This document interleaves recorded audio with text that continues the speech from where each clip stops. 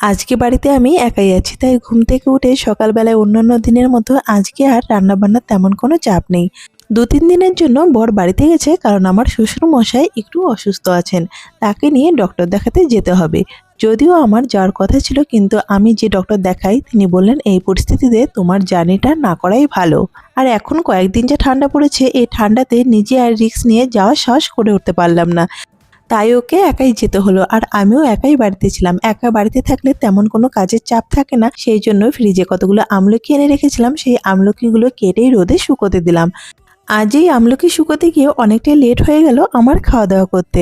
যদিও আমার মেডিসিনের টাইম হয়ে গেছিল। এরপরে নিজের জন্য শর্টকাটে করলাম থোড় ভাজা আর ডিমের ঝোল। এটাই আমার মনে হয় সবচেয়ে সহজভাবে রান্না করা যায়। জানো তো, আমি আগে যখন বাড়িতে একা থাকতাম তখন শুধু নিজের জন্য সেদ্ধ ভাতটাই করতাম। এর চেয়ে বেশি কিছু আর করাই হতো না। আর এখন তো শুধু নিজের কথা ভাবলে হবে না, আমার সাথেও আরও একজন বেড়ে উঠছে।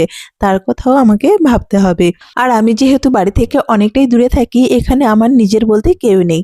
তাই নিজের যত্নটা নিজেকেই করতে হবে। ২ দিন আগে অনলাইন থেকে এই পার্সেলটা অর্ডার করেছিলাম। আজ দুপুরে দিয়ে গেছে। এখানে আছে ৪ রকমের সিডস, আর এগুলো দিয়ে ইচ্ছে আছে একটা প্রোটিন পাউডার বানাবো।